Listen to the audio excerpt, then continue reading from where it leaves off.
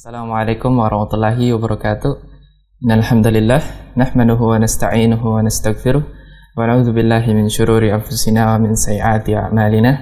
Man yahdihillahu fala mudilla lahu wa man yudlil fala hadiyalah. Asyhadu an la ilaha illallah wahdahu la syarikalah wa asyhadu anna Muhammadan abduhu wa rasuluhu la nabiyya ba'dah. Salam dan salam semoga senantiasa tercurahkan kepada Nabi Muhammad sallallahu alaihi wasallam beserta para keluarga, para sahabat dan orang-orang yang istiqomah berjalan di bawah naungan sunnah beliau hingga hari kiamat kelak. Tapi para pemirsa Ahsan TV, senang sekali kita ketemu lagi dalam kajian sunnah tarbawiyah, yaitu membahas kitab Fikih Tarbiyatul Abna, buah karya dari Syekh Mustafa Al-Adawi. Dan pada kesempatan hari ini kita akan bersama dengan Ustadz kita, guru kita, yaitu Ustadz Afi Zainuddin LCMHI hafizahullahu ta'ala.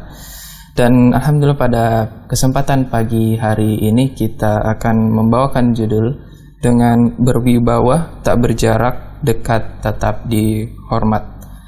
Dan seperti biasa para pemirsa Ahsan TV, kembali lagi kami mengajak kepada para pemirsa Ahsan TV bagi yang ingin berinteraktif secara langsung bisa melayangkan pertanyaannya di nomor 0811 900 7912, ataupun bagi para pemirsa yang ingin bertanya melalui WhatsApp atau pesan singkat bisa melayangkan pertanyaannya di nomor 0811 900 7913. Dan kami harapkan pertanyaan Anda bisa disesuaikan dengan pembahasan kita pada pagi hari ini, dan insya Allah pertanyaan Anda akan kami bacakan setelah Ustadz menuntaskan pembahasan pada pagi hari ini.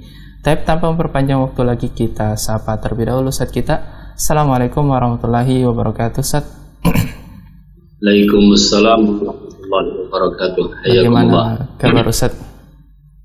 Alhamdulillah bi khairin wa ni'mah. Alhamdulillah Ustadz. Ustadz, semoga Allah mempermudah pertemuan kita pada pagi hari ini. Ustadz, kami persilakan Ustadz untuk memulai pembahasan pada pagi hari ini. Falyatafaddal mashkuran. Assalamualaikum warahmatullahi wabarakatuh. Innal hamdalillah nahmaduhu wa nasta'inuhu wa nastaghfiruh wa na'udzu billahi min syururi anfusina wa sayyiati a'malina. من يهده الله فلا مضل له ومن يضلله فلا هادي له أشهد أن لا إله إلا الله وحده لا شريك له وأشهد أن محمدا عبده ورسوله يقول تعالى يا أيها الذين آمنوا اتقوا الله حق تقاته ولا تموتن إلا وأنتم مسلمون يا أيها الناس اتقوا ربكم الذي خلقكم من نفس واحدة وخلق منها زوجها وبث منهما رجالا كثيرا ونساء واتقوا الله الذي تساءلون به والأرحام إن الله كان عليكم رقيبا يا أيها الذين آمنوا اتقوا الله وقولوا قولا سديدا يصلح لكم أعمالكم ويغفر لكم ذنوبكم ومن يطع الله ورسوله فقد فاز فوزا عظيما وبعد فإن أصدق الحديث كتاب الله وخير الهدي هدي محمد صلى الله عليه وسلم وشر الأمور محدثاتها وكل محدثة بدعة وكل بدعة ضلالة وكل ضلالة في النار نصلي ونسلم على أفضل الأنبياء والمرسلين وعلى آله وأصحابه أجمعين ومن تبعهم بإحسان إلى يوم الدين. Pemirsa Ahsan TV, azanillahu wa iyyakum, kita sudah meyakini bersama insyaallah bahwa tarbiyah al-aulad, pendidikan anak-anak banyak tergantung kepada lingkungan di sekitarnya. Kepada lingkungan yang ada di masyarakat, kepada lingkungan yang ada di sekolah, dan yang paling dekat adalah lingkungan yang ada di rumahnya sendiri. Yang paling dominan di dalam rumah adalah kita sebagai orang tua. Apabila orang tua telah menyiapkan diri di dalam tarbiyatul abna, baik secara mental, secara kesiapan ilmiah, secara kesiapan untuk melakukannya di dalam rumah, maka perkataan-perkataan orang tua atau perintah atau anjuran atau nasihat atau hal-hal yang diinginkan terwujud di dalam rumah tentunya sangat kita harapkan memang benar-benar ditaati oleh anak kita dan dilaksanakan dengan sebaik-baiknya. Namun untuk itu tentu tidak merupakan perkara yang begitu saja dan mudah, ada beberapa faktor yang mempengaruhinya. Di antara faktor yang perlu dijaga adalah tema kita pada hari ini, yaitu berwibawa, tak berjarak, dekat, tetap dihormat. Seorang yang berada di dalam tarbiyah al-abna perlu mempunyai sifat haibah, ya, yaitu berwibawa. Syekh di sini membawakan sebuah tema haibatul walidain, ya, kewibawaan kedua orang tua.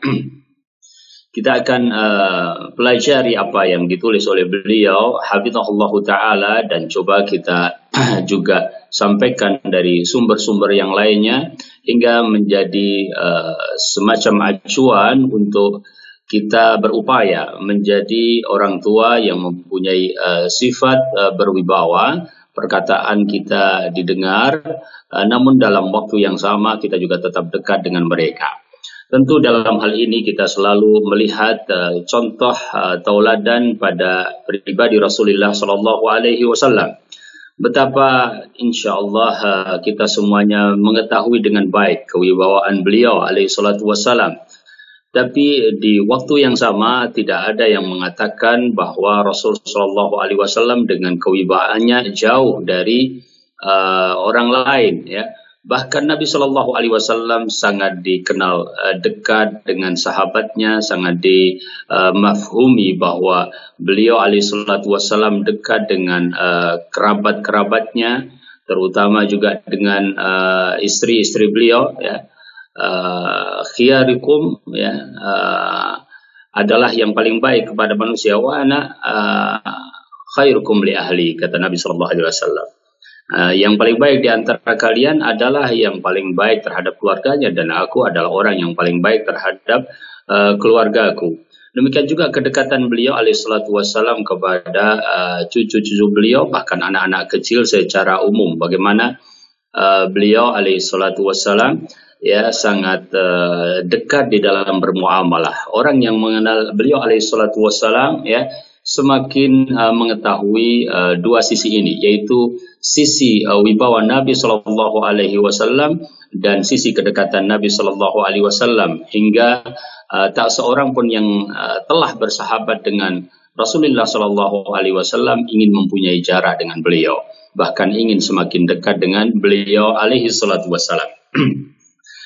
Baik, haibatul walidain atau kewibawaan kedua orang tua tentu adalah sebuah sifat yang tidak begitu saja muncul. Bila kita kaitkan dengan sifat yang ada pada seseorang, maka ada orang yang memang secara bawaan kelihatan lebih berwibawa. Ada orang yang secara bawaan kelihatan biasa-biasa saja, atau kondisi dan sifat yang berbeda antara satu orang dengan orang yang lain. Namun insya Allah kita mempunyai kesepakatan bahwa agar sebuah perintah itu bisa dilaksanakan dengan baik, ya, perlu adanya haibah, perlu adanya kewibawaan, ya, yang insya Allah Ta'ala sangat membantu bagaimana tarbawiyah itu terjadi dengan baik di dalam lingkungan keluarga atau di lingkungan manapun, bisa di sekolah, bisa di tempat yang lainnya. Nah, khususnya untuk kedua orang tua, Syekh memberikan beberapa nasihat, ya. Kalau kita mencoba merinci dari uraian umum beliau, maka yang pertama adalah al-ihtiramu al-mutabadilu bainal walidain. Saling menghormati di antara kedua orang tua, ya. Bagaimana suami istri, ayah dan bunda, ya, abah dan ummah, ya, mempunyai kesepakatan dan terwujud di dalam keseharian bahwa mereka berdua saling menghormati dan juga menjalankan, utamanya adalah materi yang sesungguhnya inti daripada tarbiyah, yaitu batas-batas Allah Subhanahu wa Ta'ala, ketentuan-ketentuan Allah Subhanahu wa Ta'ala juga dihormati oleh keduanya. Jadi mereka dalam satu waktu ya sudah dipahami oleh anak-anak mereka sebagai orang-orang yang saling menghormati di antara keduanya dan juga sangat menjunjung tinggi materi yang mereka bawa, yaitu syariah Islamiyah. Maka di dalam hal ini hal yang seperti itu perlu untuk ditekankan, ya. Dan insya Allah kita akan berikan tambahan dari ulasan beliau hafizahullah ta'ala pada tulisan-tulisan beliau selanjutnya. Yang jelas bahwa seorang yang ingin mendapatkan sebuah posisi dalam rangka melakukan tarbiyah, yaitu posisi untuk bisa didengar perkataannya, ya, posisi untuk bisa dicerna dengan baik nasihatnya, maka ada posisi yaitu berwibawa di hadapan mereka, yaitu utamanya adalah anak-anak. Dan ini tidak mungkin terjadi apabila mereka sendiri tidak menunjukkan akan hal itu. Seperti kita pernah ulang-ulang bahwasanya khususnya untuk anak-anak itu mereka sangat melihat apa yang ada di hadapan mereka. Maka keteladanan dan uswah merupakan faktor yang sangat utama sebelum kita berkata-kata. Apa yang mereka lihat sehari-hari, apa yang mereka saksikan dan mereka dekat, ya, itu akan sangat mempengaruhi di dalam alam pikir mereka dan kemudian di dalam sikap-sikap yang ada pada diri mereka. Kemudian Asy-Syaikh juga menjelaskan bahwa di antara sebab yang insyaallah ta'ala akan membawa kita kepada haibah, ya, sifat yang berwibawa di hadapan anak-anak kita adalah kita mengajarkan kepada mereka apa yang ada di dalam kitab Allah dan sunnah Rasulnya Shallallahu Alaihi Wasallam, terutama berkaitan dengan hak ibu dan juga hak ayah, ya. Karena kita memahami bahwa sangat banyak di dalam nas Quran ataupun nas hadis Nabi Shallallahu Alaihi Wasallam yang berkaitan dengan hal ini. Apabila mereka insya Allah sudah mafhum bahwa dalam keluarga itu mempunyai sebuah keinginan bersama, yaitu berada di dalam batas-batas ketentuan Allah Subhanahu wa Ta'ala, maka materi itu khususnya berkaitan dengan kewibawaan orang tua yang perlu dijaga, perlu juga diberikan kepada mereka, ya. Bahwasanya seorang ibu harus mengajarkan kepada putranya atau putra-putrinya bagaimana hak ayah, ya. Demikian juga sebaliknya, seorang ayah harus mengajarkan kepada putra-putrinya bagaimana hak ibu, ya. Sehingga keduanya merupakan satu kesatuan. Kadang dia menjelaskan tentang hak orang tua secara umum, kadang ibu menjelaskan hak bapak dan bapak menjelaskan hak ibu, ya. Sehingga anak-anak mengerti bahwasanya itu memang sebuah materi yang harus mereka cerna, harus mereka jadikan sebagai patokan di dalam kehidupan di rumah mereka, ya. Dan untuk menyampaikannya tentu tidak harus dengan cara yang satu model, akan tetapi utamanya sesuai dengan bahasa mereka. Bisa dengan cara yang lembut. Saya di sini mengatakan fi uslubin hadi, ya, dengan metode yang tenang, lembut, ya, tentram, ya, bagaimana dijelaskan tentang hak-hak yang berkaitan dengan orang tua. Ya, karena pada dasarnya anak semenjak kecil, ya, dia merasa dilayani oleh kedua orang tuanya, tetapi kadang-kadang apabila dia tidak mengerti tentang hakikat kedudukan orang tua, akan terjadi kelambatan, ya. Dia menjadi seorang yang hanya merasa berhak untuk dilayani, akan tetapi tidak melayani kedua orang tua. Maka penting kiranya seperti disebutkan oleh Asy-Syaikh di sini, memberikan kepada mereka baik nas Al-Quran ataupun nas hadis yang berkaitan dengan hak kedua orang tua, ya. Bisa juga dalam pandangan saya itu dijadikan sebagai mukoror untuk dihafal seandainya mereka sudah mampu menghafalkan ayat-ayat Al-Quran dan hadis-hadis Nabi Sallallahu Alaihi Wasallam. Ya, karena apabila ayat Al-Quran dan hadis Nabi SAW yang berkaitan dengan birrul walidaini ini tertancap di dalam pikir mereka, kemudian hati mereka, insya Allah akan sangat mempengaruhi dalam waktu dekat atau dalam waktu yang panjang. Ya. Misalnya Syekh di sini menyebutkan bisa kita catat di dalam surat An-Nisa ayat 36, kemudian surat Al-An'am ayat 151, kemudian surat Al-Isra ayat 23 sampai 24, kemudian surat Al-Ankabut ayat ke-8, ya, surat Luqman ayat 14, surat Al-Ahqaf ayat 15. Ya, itu diantara nas-nas Al-Quran yang memberikan kepada kita materi untuk kaitannya dengan haibatu al-walidain, ya, birru al-walidain, yang bisa dijadikan sebagai materi hafalan atau bacaan atau dengan cara-cara yang lain. Mungkin orang tua mempunyai trik-trik tersendiri agar ayat-ayat ini tertancap di dalam alam pikir mereka dan insya Allah masuk di dalam hati mereka. Kita baca beberapa di antaranya. Allah Subhanahu wa taala berfirman, "Qul ta'alu atlu ma harrama rabbukum 'alaikum alla tusyriku bihi syai'a wa bil walidaini ihsana."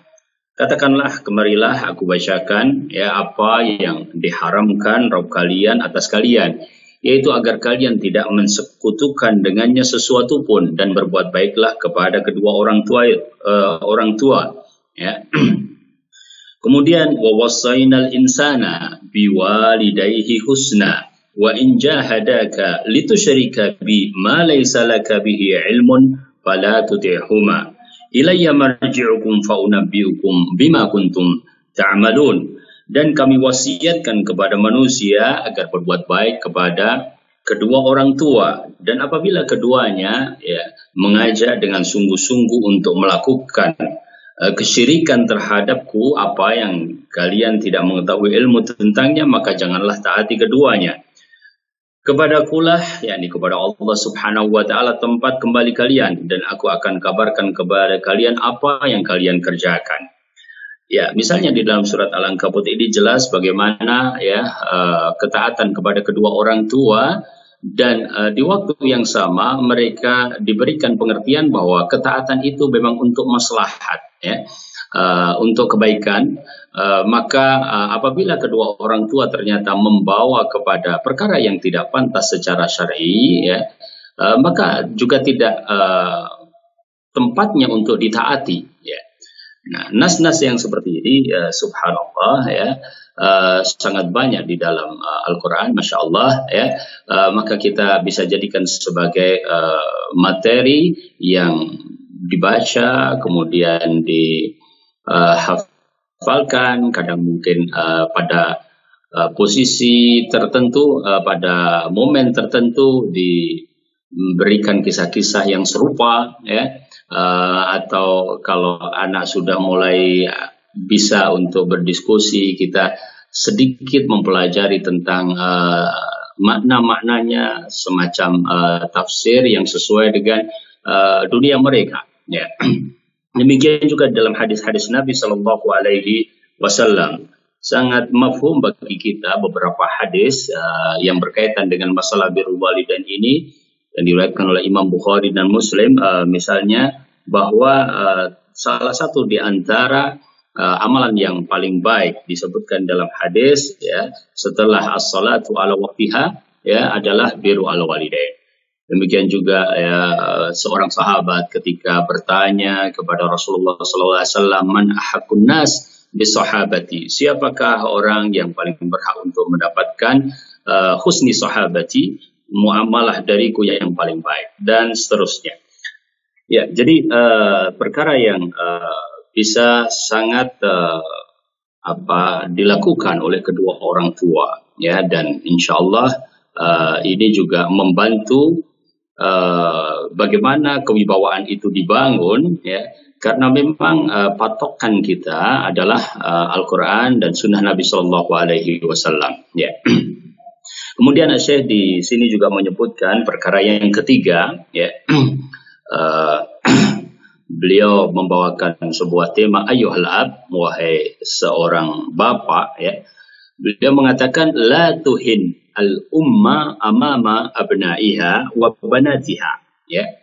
Jangan sampai kita kedapatan seperti merendahkan atau merendahkan ibu, ya. Dalam hal ini berarti istrinya, ya, di hadapan anak-anak, ya. Kenapa demikian? Karena baik orang tua sebagai ayah atau sebagai ibu, keduanya adalah simbol kewibawaan di dalam rumah mereka. Apabila simbol itu dijatuhkan, maka sudah tidak ada lagi kedudukan itu, dan nanti akan mempunyai efek negatif yang sangat banyak. Ya, pertama, ya, perkataannya tidak lagi begitu didengar, ya. Baik ibu itu sendiri atau bisa jadi ada di antara tipe anak yang kemudian membela ibunya dalam konteks ini kemudian berefek negatif, sikap yang tidak baik kepada ayahnya, ya. Atau bahkan ada juga sikap anak yang justru ketika ibu misalnya dijatuhkan kewibawaannya di hadapan anak-anak mereka ketika mendapatkan teguran, nasihat dari ibu dan merasa tidak baik, mereka justru minta tolong kepada ayah. Maka dengan seperti itu tidak efektif, ya, sebuah tarbiyah yang sedang dilakukan. Ya. Jadi hal ini juga perlu mengerti bersama dan juga difahami, dan kita sebagai kedua orang tua benar-benar merasa harus menjaga masalah ini, ya. Sehingga masuk di dalam perkara ini apabila ada pertengkaran atau perselisihan atau ya perbedaan pendapat antara ayah dan ibu, ya, mereka harus bijak, ya. Mereka sedang di mana? Apakah mereka melakukan itu di hadapan anak-anak, ya? Nanti anak-anak melihat, ya, kedua orang tuanya tidak akur, ya, kedua orang tuanya banyak berselisih, menimbulkan efek-efek yang lain, ya, efek-efek negatif seperti misalnya akhirnya anak itu menyendiri, ya. Akhirnya anak itu mempunyai beban karena dia belum bisa berpikir kenapa terjadi seperti ini misalnya. Bagi anak-anak yang sudah remaja dan dewasa pun memiliki efek yang serupa, meskipun bentuknya pasti akan berbeda. Maka ada anak-anak yang kemudian cenderung menghindar dari kedua orang tuanya karena buat mereka tempat mereka kembali sudah cacat, ya. Tempat untuk mereka menempatkan masalah-masalah mereka sudah menjadi sesuatu yang tidak lagi bisa mendapatkan keistimewaan, tempat yang begitu istimewa. Nah, maka hal ini sangat perlu untuk kita jaga. Belum lagi kita melihat bahwa Nabi Shallallahu Alaihi Wasallam, ya, dalam masalah aib, misalnya kekurangan, ya, disuruh menutup, ya. Apalagi aib di antara kedua orang tua, ya, ayah dan ibu, ya. Bagaimana aib itu akan dinampakkan di hadapan anak-anak yang mungkin mereka tidak menyadari bahwa akan ada efek apa apabila itu nampak di hadapan di hadapan anak-anak mereka. Rasulullah SAW mengatakan, "Wa man satara musliman satarahullahu fid dunya wal akhirah." Ya, barang siapa yang menutup aib seorang muslim, maka Allah Subhanahu wa taala akan menutup aibnya baik di dunia ataupun di akhirat. Ya, ada kekurangan-kekurangan yang kadang-kadang menyebabkan kedua orang tua, ya, melakukan sesuatu yang dalam pandangan anak berantem, ya, cekcok dan sebagainya. Ini seharusnya dihindari. Ya. Kemudian dalam hal ini juga sebaliknya kepada ibu, ya, kepada istri. Kalau tadi kepada bapak, ya, kepada suami, maka demikian juga kepada ibu atau kepada istri, ya. Saya menyebutkan wa anta ayyatuhal wa anti ayyatuhal la tansizi ala zawjiki wa la tukhalifihi wa la ta'si amrah. Ya. Wahai ibu, wahai seorang istri, jangan engkau menampakkan sikap durhaka di hadapan suamimu, ya, di lingkungan anak-anak. Ya. Dan sampai nampak seorang istri yang menampakkan ketidaksepakatannya dengan suami dengan cara yang tidak baik di hadapan anak-anak. Ini juga mempunyai pengaruh yang sangat tidak baik. Bisa jadi suami bersabar, ya, suami bisa memahami, tapi waliyadzubillah ketika nanti misalnya anak-anak kemudian sudah berkeluarga, kita punya misalnya, atau seseorang punya misalnya anak-anak perempuan, karena dia menyaksikan ibunya dulu seperti itu, kemudian dia durhaka kepada suaminya, tentu itu kita tidak inginkan. Dan ini adalah muqarrar yang syar'i, ya, sesuatu yang memang sudah ditetapkan secara syar'i, dan itu diantara hikmah yang kita ketahui, khususnya di dalam masalah tarbiyatul abna, ya, bahwa nusus dari seorang istri kepada suami tidak selayaknya terlihat di hadapan anak-anak, ya. Allah Subhanahu wa taala berfirman di dalam surat An-Nisa ayat 36. Ar-rijalu qawwamuna 'alan nisa'i bima faddala Allahu ba'dahum 'ala ba'din wa bima anfaqu min amwalihim, ya.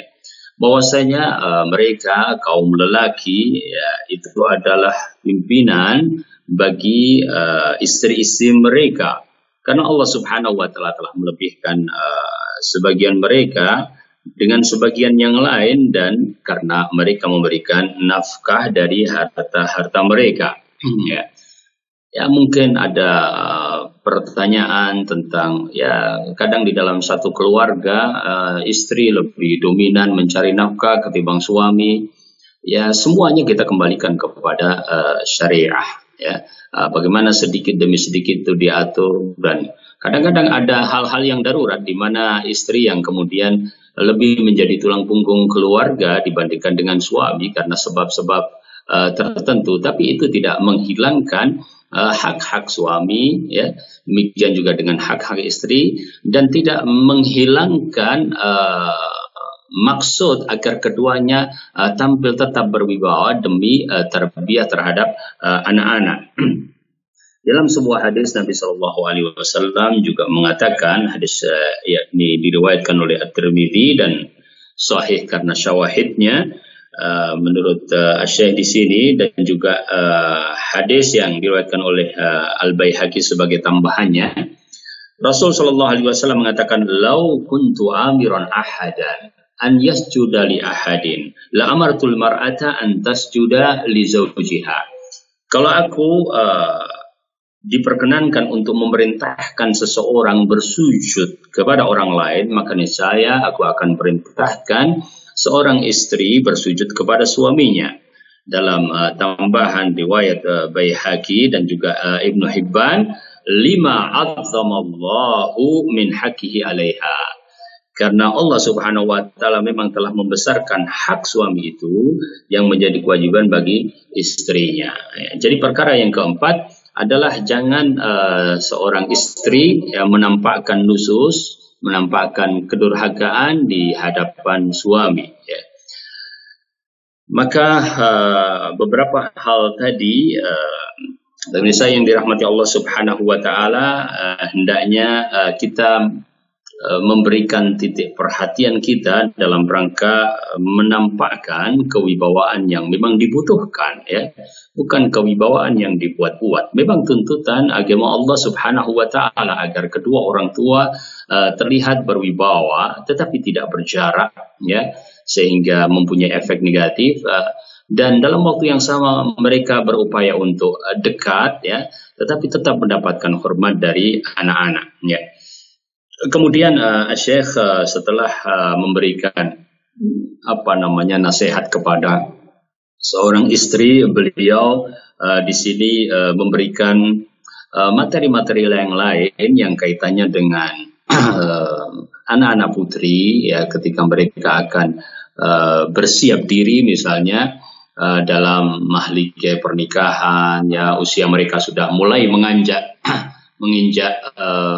dewasa, mereka akan menjadi seorang ibu, maka banyak hal yang perlu diajarkan kepada mereka berkaitan dengan urusan kerumah tanggaan, berkaitan dengan urusan pergaulan suami istri, ya, itu semuanya termasuk yang harus diajarkan oleh ibu kepada putri-putrinya, ya. Beliau juga membawakan beberapa riwayat, ya, yang kaitannya dengan bagaimana di masa Rasul Shallallahu Alaihi Wasallam, ya, anak-anak para istri sahabat, ya, para istri sahabat itu benar-benar membantu suaminya di dalam kerumah tanggaan, ya. Mereka menyiapkan misalnya hidangan, menyiapkan masakan untuk tamu-tamu suaminya, ya, itu dilakukan oleh istri Abu Bakar, ya, itu dilakukan oleh Ummu Sulaim, ya, banyak di kalangan para sahabiat menunjukkan akan hal itu, ya. Maka apabila seorang ibu menyiapkan putrinya untuk masalah-masalah yang seperti ini, itu sudah sesuai dengan apa yang dituntunkan oleh syariat kita. Dibiasakan misalnya ikut di dalam menyiapkan dapur, menyiapkan keperluan makan, menyiapkan kebersihan rumah, ya, dan sebagainya. Yang jelas ada pembagian peran yang perlu dilakukan. Kemudian Syekh juga menyebutkan tentang tema ayyuhal abawan, yaitu wahai kedua orang tua, ya. Saya menjadikannya sebagai poin kelima, ya. Poin kelima dari hal-hal atau sebab-sebab yang insyaallah ta'ala membawa kedua orang tua dalam kedudukannya yang berwibawa sebagai kedua orang tua. Beliau mengatakan, ya,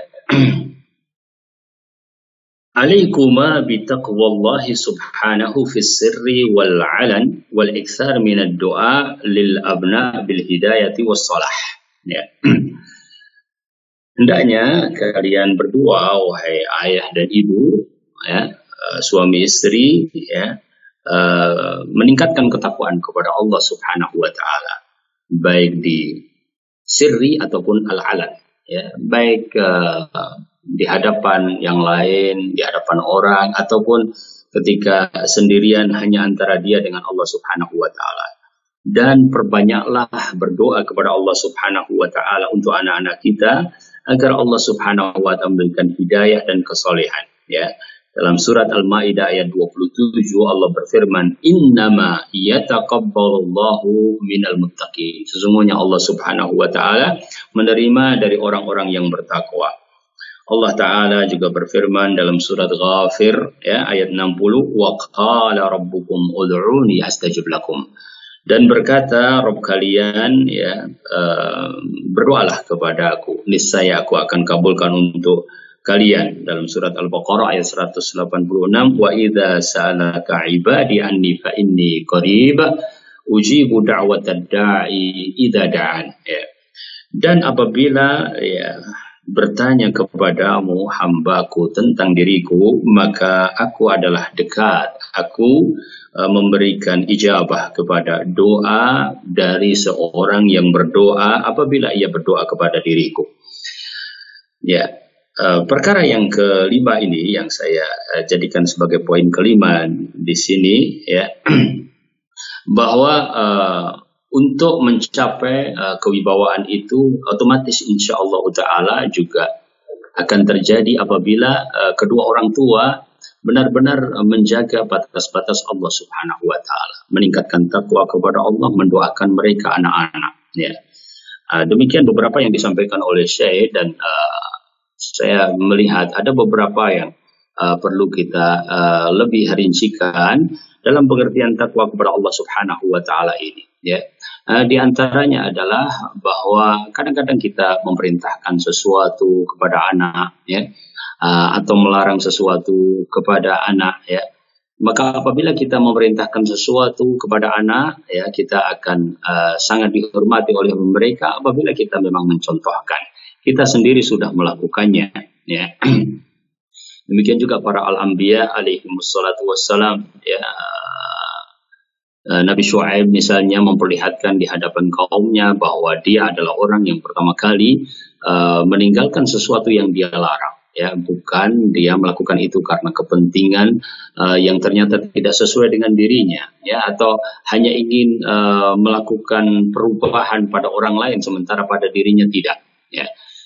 Demikian juga dalam masalah larangan. Apabila kita melarang sesuatu pada anak, maka kita berusaha untuk menjadi orang yang melakukannya di hadapan mereka, yakni meninggalkan sesuatu yang kita larang itu di hadapan mereka, ya.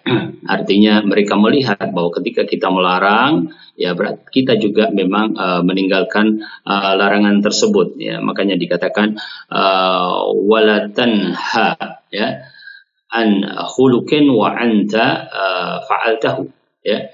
Jangan engkau melarang sesuatu sementara engkau melakukannya. Maka yang seperti adalah arun idza fa'alta azimu, ya.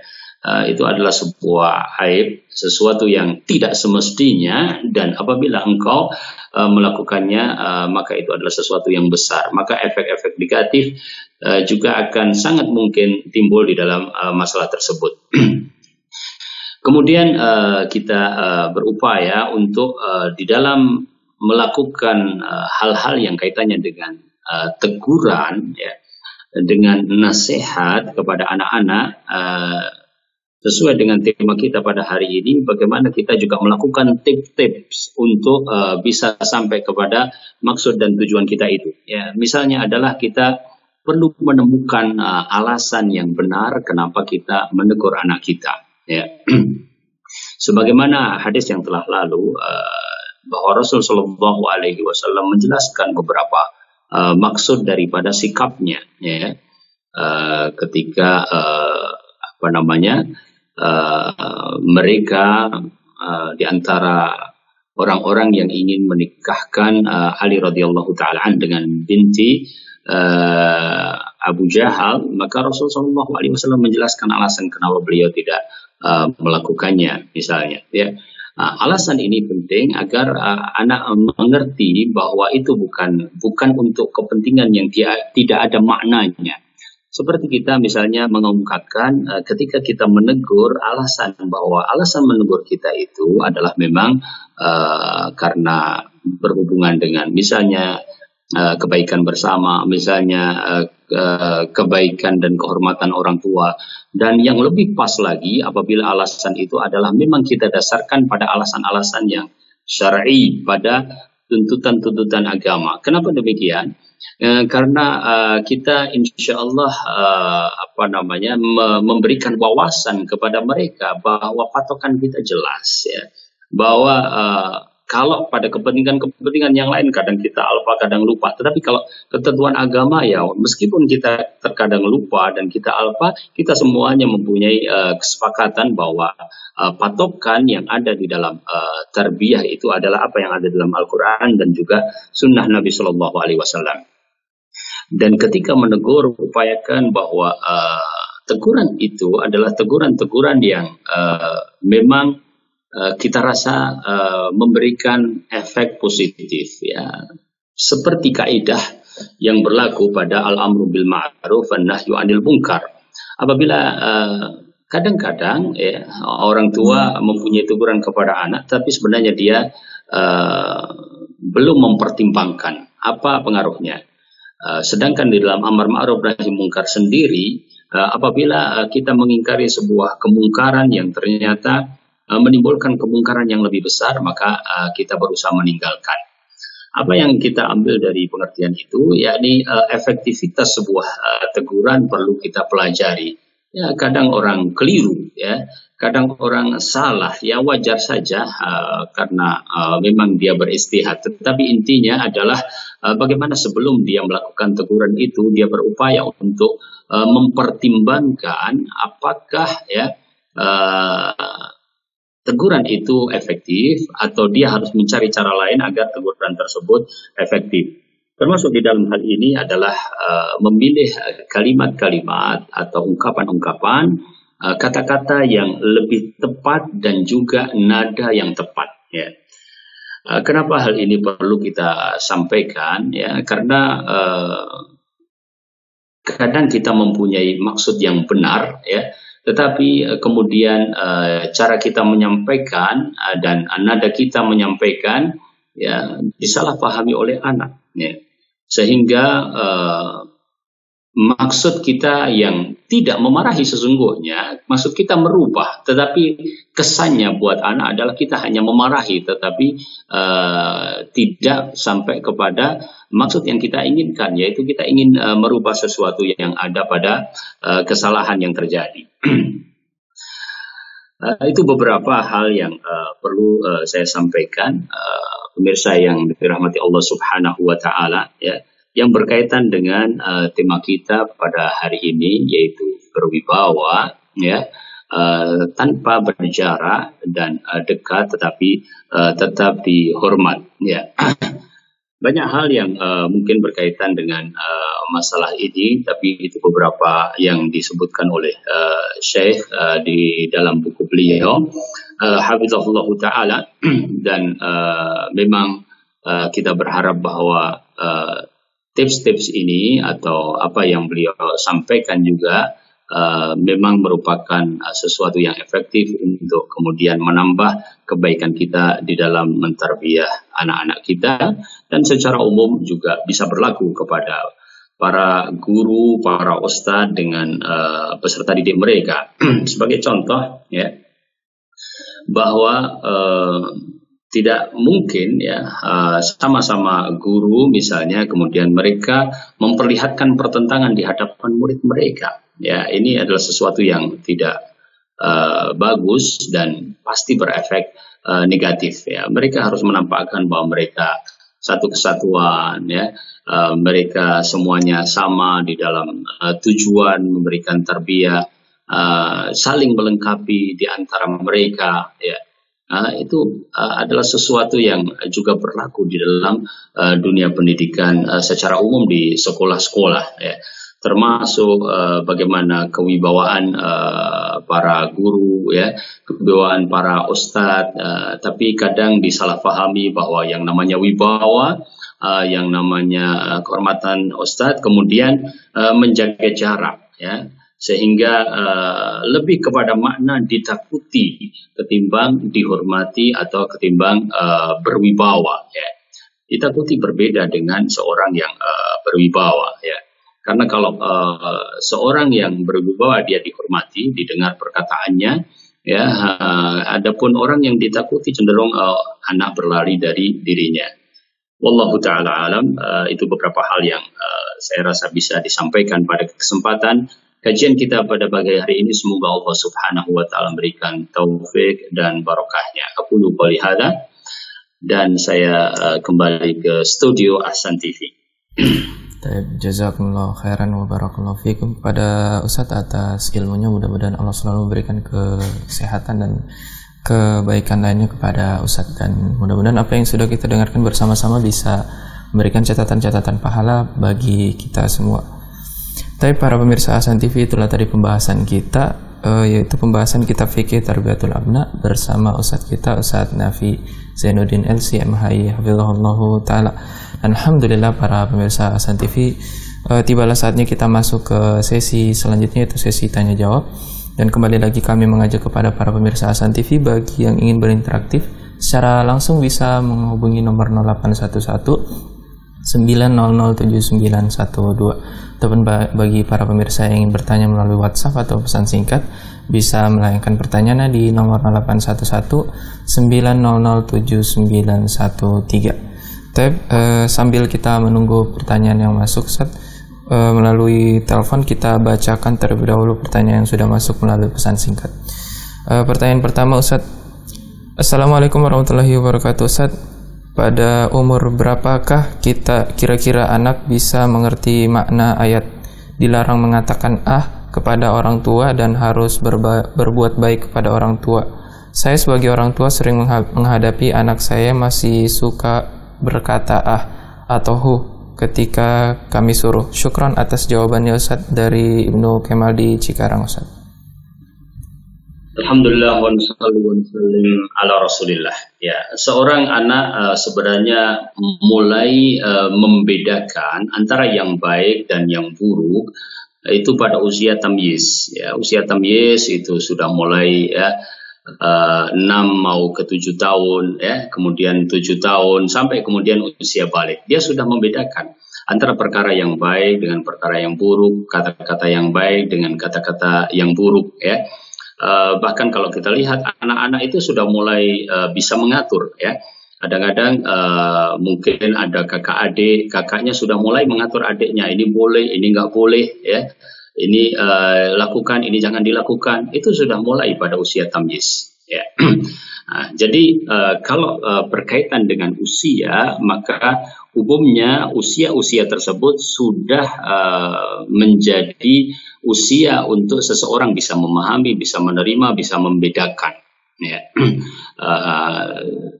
Yang lebih dominan pada usia sebelumnya adalah meniru, tapi pada usia ini dia sudah bisa membedakan hal-hal seperti itu, ya.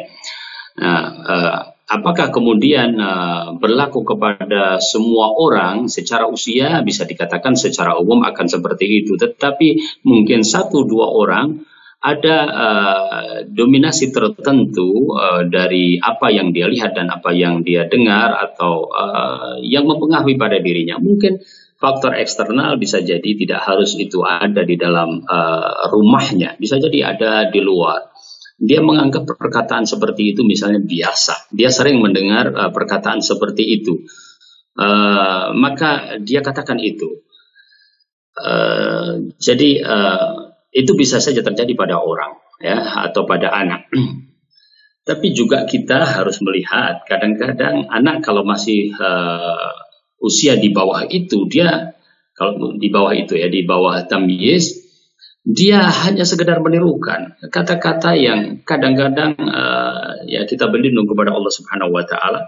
Kadang-kadang yang kata-kata yang benar nggak bagus, ya, tidak bagus, ya, tetapi dia ucapkan begitu saja. Ya karena dia hanya mendengar, dia hanya menirukan, dia sendiri nggak ngerti benar apa maksudnya. Kadang-kadang seperti itu. Tapi kalau usia tamyiz, ya sudah, insya Allah dia sudah mengerti bahwa misalnya, kata-kata itu tidak baik, misalnya diberitakan kepada dia, diinformasikan kepada dia, dia sudah ngerti bahwa itu tidak baik dan dia harus jauhi. Nah, kita perlu juga di dalam hal ini terus mengawalnya atau sabar, ya. Karena apakah kemudian ketika kita katakan dia itu tahu, membedakan, mengerti, berarti apabila kita kasih tahu sekali dia akan langsung taat, ya, dia langsung akan mempraktekannya? Tentu berbeda-beda dan tidak semua kasus sama, ya. Ada orang yang mungkin perlu disabari, diingatkan lagi, ya, pakai kata-kata yang lain, ya. Dan kalau minta sama ibu, ya, misalnya, ya, maka cepat-cepat supaya nanti ibu kalau adik minta sesuatu juga ibu cepat-cepat ke adik misalnya, ya. Jadi bukan berarti ketika kemudian kita kasih tahu dia juga akan langsung berubah. Mungkin perlu proses, perlu kita amati terus dan perlu kita lebih sabar. Insya Allah dia akan berubah, apalagi kalau ada contoh-contoh yang lebih baik yang selalu dia dapatkan. Wallahu ta'ala alam. Jazakumullah khairan kepada Ustadz atas jawabannya, mudah-mudahan bisa dipahami bagi penanya. Tapi Ustadz, sudah ada penelpon yang masuk, kita angkat terlebih dahulu. Halo? Halo? Tapi Ustadz, qadarullah terputus Ustadz, kita lanjut ke pertanyaan melalui pesan singkat Ustadz. Assalamualaikum warahmatullahi wabarakatuh Ustadz. Ketika anak sedang diajari adab-adab sesuai sunnah, sering mereka bertanya, kenapa harus begini, kenapa harus begitu? Maka jawaban apa yang cocok anak sampaikan kepada anak karena mereka terkadang masih kurang puas dengan jawaban yang Ana sampaikan. Syukran, jazakallahu khairan Ustaz, dari Ummu Syafiq di Bekasi Ustaz. Barakallahu. Alhamdulillah wa nusalli wa nusallim ala Rasulillah. Ya. Saya sekedar berbagi pengalaman dan contoh ya. Memang di dalam masalah memberikan argumentasi ini ya kita juga tidak semuanya langsung mungkin kita anggap efektif ya. Saya pernah mengatakan kepada satu anak yang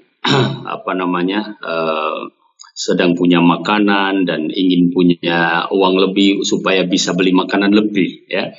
Kemudian saya katakan kepadanya kalau kita ingin uang lebih, bisa beli makanan lebih, kita harus banyak ngasih ke orang, gitu kan? Ya, banyak ngasih ke orang. Kita berbagi kepada mereka. Kemudian dia menjawab bahwa kalau begitu, ayo kita bagikan yang banyak-banyak supaya uang kita pertama kita bisa beli makanan yang lebih banyak. Ya. Jadi ini adalah salah satu contoh di mana dia memahami perkataan kita dan dia mau melakukannya meskipun dengan argumentasi dia dan dengan alam pikiran dia. Oleh karenanya apa yang saya ingin sampaikan pada kejadian tersebut yaitu bahwasanya kalau ternyata memang alasan kita itu bisa masuk ya, dia mau saja melakukannya kan gitu ya. Nah, sekarang pertanyaannya tadi adalah bagaimana ketika kita ajarkan perkara-perkara sunnah ya. Kemudian dia bertanya kenapa harus begini dan kenapa harus begitu ya. Apabila kita kembali kepada ajaran-ajaran syar'i secara umum, apabila kita mengetahui hikmahnya, maka itu adalah kebaikan di atas kebaikan. Kalaupun kita tidak mengetahui hikmahnya, maka kita pun tetap harus melakukannya. Nah, di dalam hal ini mungkin ada beberapa hal yang kita bisa jelaskan dengan baik, ya, sehingga dia bisa terima misalnya ya, kenapa makan harus dengan tangan kanan ya. Nah, setan itu kan buruk. Ternyata setan itu makannya dengan tangan kiri. Dia bisa terima itu ya. Dia bisa melakukan itu ya. Kemudian ada yang mungkin tidak bisa atau susah untuk kita memberikan alasan kepadanya. Kenapa harus begini, kenapa harus begitu. Maka yang lebih efektif dalam hal itu adalah kita hanya membiasakan, wallahu a'lam, untuk anak-anak dan memberikan pijakan-pijakan dorongan-dorongan ya. Misalnya dia bangun tidur kemudian dia datang ke kita, kita tidak harus kita langsung bertanya sudah baca doa bangun tidur belum. Kita tidak harus bertanya seperti itu. Mungkin kita yang melafadzkan alhamdulillah alladzi ahyana ba'da ma amatana wa ilaihin nusyur. Dia sudah terdorong karena kita membiasakan kepada dia ya. Dia mungkin tidak sampai kepada dia alasan kenapa dia harus begini kepada begitu, maka kita lebih dominankan padanya pembiasaan-pembiasaan, wallahu taala a'lam.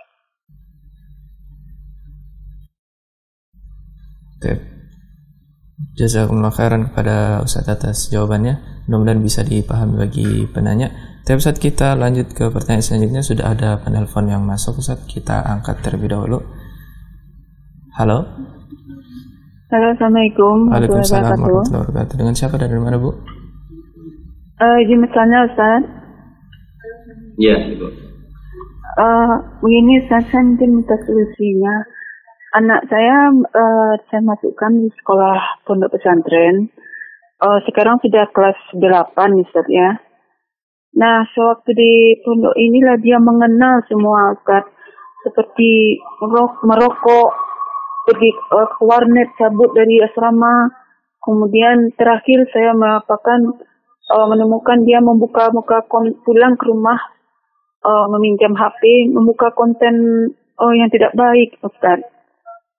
Nah, di sini padahal di rumah alhamdulillah kami tidak pernah televisi, selain TV sunnah, TV Islam yang kami hidupkan, Ustaz.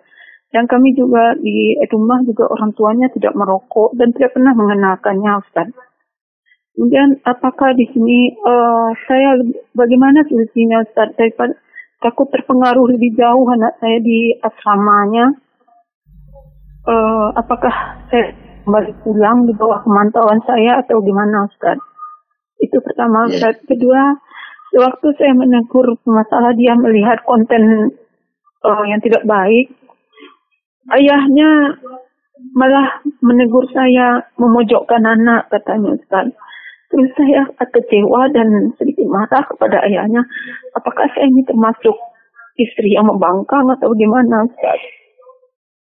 Itu aja, Ustaz. Assalamualaikum warahmatullahi wabarakatuh. Waalaikumsalam. Assalamualaikum warahmatullahi wabarakatuh. Ya. Alhamdulillah wa nusalli wa nusallim ala Rasulillah. Yang pertama saya ingin sampaikan bahwa insyaallah Ukti termasuk yang berusaha mendidik anak dengan baik, ya. Maka ketika tadi terjadi perselisihan dengan suami dalam masalah cara, ya bukan artinya kita sedang niat nusus, bukan artinya kita sedang niat durhaka, tetapi berarti kita sedang berselisih tentang cara, ya. Bagaimana cara dalam menegur anak itu. Kadang-kadang kita di misalnya sekolah, ya, kita mengetahui anak, ya, kita mengetahui anak yang kemudian kita berdiskusi dulu dengan ustadz-ustadz yang ada gimana cara menanganinya, ya. Karena kita ingin penanganan itu lebih efektif, ya. Dan sekali lagi kita semuanya sedang berupaya. Saya berikan salah satu contoh, ya, terjadi di sebuah sekolah, misalnya anak yang terlambat sholat, ya, dia masbuk, ya, kemudian kedapatan dia tertawa ketika sholat itu, ya. Sementara di sekolah tersebut sudah dijelaskan bahwa untuk sholat itu kita harus khusyuk, kita berhadapan dengan Allah, waktunya sebentar, ya, ada waktu di mana kita bercanda di luar, tapi di sholat tidak seperti itu sikap kita kepada Allah Subhanahu Wa Taala. Kemudian seorang ustadz ketika melihat itu menegurnya, dan ustadz yang lain yang lewat tidak menegurnya, ya. Kemudian dibicarakanlah tentang cara yang efektif, ya. Kemudian ditemukan beberapa kesimpulan, tapi kesimpulan yang saya ingin sampaikan adalah sebagian ustadz mengatakan buat saya memang dia belum siap untuk kita berikan ilmu yang banyak, sehingga wadahnya kita perbaiki dulu. Jangan sampai kita menegur dia pada akhirnya dia berjarak dengan kita malah nanti tambah jauh. Ya. Kenapa? Karena dia melihat bahwa mungkin cara menegur salah seorang ustadz yang di hadapan yang lain, ya, di hadapan yang lain, dan ya buat ustadz yang lain itu memang harus diperbaiki, tapi sendiri nanti, gitu. Baik. Jadi itu adalah perbedaan cara di dalam menangani, ya, perbedaan cara di dalam menangani. Tentu suatu kemungkaran kita ingin merubahnya secara langsung. Kita ingin merubahnya secara langsung. Tetapi yang dimaksudkan langsung itu adalah apakah kemudian semua kita lakukan, atau kita mungkin bicara mukaddimah di situ, ya, bicara mukaddimah di situ, terus nanti kita bawa dia ke tempat lain ketika sendiri dan seterusnya. Pada kasus yang mirip, ya, kemudian anak itu dibawa oleh ustadz, ya, tadi melihat konten, ya, kemudian dibawa oleh ustadz, kemudian ditanya baik-baik, tadi apa yang kamu lihat, ya. Mulai dia menolak, mulai dia berargumen, ya. Kemudian mulai ketahuan apa yang dilihat, ya. Kan jelas, ya, kita mungkin bisa mengetahui dari memorinya atau dari memang secara langsung didapatkan.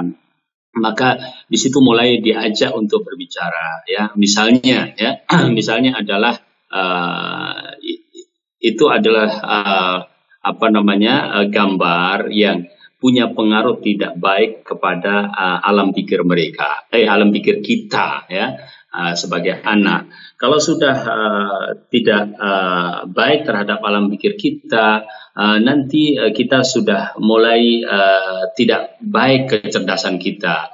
Hati kita pun juga terpengaruh. Ya, artinya dibawa kepada sesuatu yang dia faham bahwa itu bermotor. Tetapi tidak harus kita langsung kemudian memberikan teguran yang tadi pada akhirnya tidak. Kenapa saya katakan demikian? Saya tidak meninggalkan teguran secara langsung, tetapi rincian dari teguran itu adalah ketika dia merasa bahwa tidak kemudian dia dihancurkan di situ, gitu ya. Nah, itu adalah salah satu di antara yang bisa dilakukan ketika kita mendapatkan anak seperti itu. Permasalahannya sekarang yang berkaitan dengan tadi kondisi di pesantren. Ya. Secara umum, ya, wallahu taala alam, apa yang digambarkan memang anak itu mengalami masalah ketika di pesantren kaitannya dengan pergaulan, ya, kaitannya dengan pergaulan. Kan kita semuanya sepakat sebenarnya pergaulan itu harus dijaga di mana-mana. Ya, dijaga di rumah, dijaga di masyarakat, dijaga di pesantren. Ya, ketika di pesantren, kemudian ternyata dia dapat pengaruh-pengaruh yang demikian, tidak ada jalan lain sementara waktu ini, ya, kecuali memang membicarakan secara terus terang dengan pesantren bagaimana solusinya, dan kita berharap bahwa pesantren juga terbuka. Ya, kadang-kadang sebagian dari kita, ya. Tidak mau kalau dikesankan pesantren yang salah, ya. Kita sedang tidak mencari mana yang salah, ya, untuk kemudian kita persalahkan, ya. Tetapi kita sedang mencari ada di mana masalahnya untuk kita sama-sama mencari solusinya, ya. Jadi memang harus dibuka pembicaraan dengan pesantren apabila insya Allah kemudian ada perbaikan-perbaikan cara menangani di dalam keasramaannya, di dalam pergaulannya, maka itu yang kita inginkan, ya. Tetapi apabila mungkin di satu tempat dia memang terlihat semakin tidak baik, kita bisa saja berpikiran untuk berpindah dari tempat tersebut, ya, ke tempat yang lebih baik. Dan sampaikan alasan-alasan yang bisa diterima oleh semua pihak. Berikutnya lagi adalah kalau tadi disebut tentang kelas 8, ya. Memang ini adalah salah satu yang perlu diantisipasi oleh kita orang tua dan juga para pendidik, ya.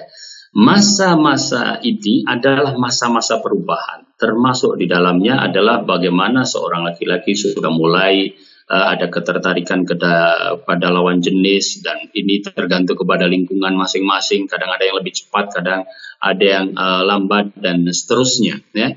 Tetapi masa itu adalah masa perubahan-perubahan. Bisa jadi kelihatan dia perubahannya begitu drastis kepada hal yang kita anggap negatif. Tetapi masa itu memang masa di mana dia sedang mengalaminya, atau usia yang dia sedang mengalaminya, sehingga kita juga berupaya tidak memang benar-benar tadi mungkin dikatakan terlalu menyalahkan atau terlalu memojokkan, tapi intinya adalah dimusyawarahkan bagaimana jalan yang terbaik untuk anak tersebut, ya. Itu tidak bisa dilakukan kecuali terjalin komunikasi yang baik antara orang tua, ustadz, dan juga anaknya, ya. Jadi masuk ke dunia sesungguhnya apa yang sedang dihadapi dan pelan-pelan diperbaiki. Ya. Wallahu ta'ala alam, itu diantara hal-hal yang bisa disampaikan yang hadir dalam diri saya saat itu untuk sebagai masukan, ya. Dan insya Allah ada solusinya. Semoga kesedihan ibu segera tertangani, karena kita semuanya prihatin dan yakin bahwa dengan membicarakannya secara bersama, baik kepada suami ataupun kepada sekolah, Allah Subhanahu wa taala temukan jalannya insyaallah. Wallahu taala alam. Jazakumullah khairan kepada Ustaz, barakallahu fikum Ustaz. Semoga jazakumullah khairan, dan insyaallah ini pertanyaan terakhir dari tadi Ustaz. Dan itulah tadi pertanyaan kita terakhir, dan sebelum kita menutup Ustaz, mungkin ada beberapa ikhtitam dari Ustaz. Ya. Nah, pemirsa yang dirahmati Allah Subhanahu wa taala, ya, saya ingin memberikan ikhtitam bahwa keprihatinan kita terhadap kasus-kasus yang tadi disampaikan oleh salah seorang penanya, ya, adalah merupakan salah satu di antara contoh-contoh problem kita pada hari ini, yaitu kita sudah berupaya memilihkan tempat yang baik untuk anak kita, ya, tetapi itu harus tetap kita kontrol bersama, ya, karena memang banyak hal yang kemudian luput dari pengawasan, dan inti dari pengawalan itu adalah kita selalu bersama dengan mereka. Bagaimana pengertian bersama itu? Ya, dari orang tua, ya, memang memberikan kontrol baik secara telepon, secara kunjungan. Adapun sekolah, pastikan bahwa 24 jam kalau itu di dalam boarding, ya, selalu berada di dalam kebersamaan dengan ustadz, ya, atau kebersamaan di dalam kontrol. Sebagian pesantren misalnya menempatkan CCTV, sebagian pesantren misalnya memberikan inovasi dengan semua tempat itu bisa dikatakan tidak ada yang dalam tanda kutip tersembunyi, ya, penerangan cukup, ya, dan seterusnya, karena kebersamaan ini adalah faktor yang sangat penting, ya. Ketika anak penuh dengan kegiatan dan terkontrol, maka kemungkinan-kemungkinan tadi semakin minimalisir. Yang lebih penting dari itu adalah kita juga memahami perkembangan usia dan perubahan-perubahan dan tantangan-tantangan yang dihadapi. Ya, termasuk di dalam hal ini adalah problem ingin menunjukkan identitas diri dan problem yang berkaitan dengan dunia, ya, fitnah. Atau misalnya pendidikan yang kaitannya dengan seks, kalau kita sebut begitu, ya, bagaimana ini juga diberikan pengertian kepada mereka agar kadang-kadang kita ngobrol dengan anak-anak yang SMA misalnya, ya, nanti kamu kalau cari istri yang solihah, yang begini, tapi nggak usah banyak mikir istri dulu sekarang, ya, kamu fokus aja belajar, ya, nanti insya Allah Allah akan beri buat kamu yang paling baik untuk kamu. Ya, kadang-kadang ngobrol-ngobrol seperti itu sebenarnya kita memberikan pemandangan bahwa kamu itu memang nanti ada waktunya untuk suka dengan lawan jenis, tetapi sekarang ini kita fokus pada masalah yang lain, gitu. Maksudnya dia ada ruang di mana dia tahu tidak ditekan penuh. Di pesantren nggak boleh misalnya bicara tentang wanita misalnya, padahal kita berbicara tentang wanita tetapi pada porsinya, ya. Itu termasuk pendidikan-pendidikan yang saya rasa perlu kita berijtihad di dalam hal itu untuk berupaya insya Allah memberikan yang terbaik. Allah Ta'ala alam. Itu sebagai penutup dari kajian ini. Saya mohon maaf atas mungkin waktu yang berlebih. Aku qouli hadza subhanakallahumma bihamdika asyhadu an la ilaha illa anta astaghfiruka wa atubu ilaik. Dan saya kembali ke studio Ahsan TV. Jazakumullah khairan kepada Ustaz atas ikhtitamnya. Para pemirsa Ahsan TV, demikianlah pertemuan kita pada pagi hari ini. Dan jazakumullah khairan juga kepada para pemirsa Ahsan TV yang sudah setia menyaksikan program Ahsan TV, khususnya pada pagi hari ini. Dan insya Allah kita akan ketemu lagi pada pekan depan setiap pukul 7 waktu Indonesia Barat. Dan terakhir, kami selaku kru yang bertugas mohon maaf apabila ada kesalahan selama pertemuan ini berlangsung. Dan kita tutup dengan doa kafaratul majelis. Subhanakallahumma wa bihamdik asyhadu an la ilaha illa anta astaghfiruka wa atubu ilaik. Assalamualaikum warahmatullahi wabarakatuh.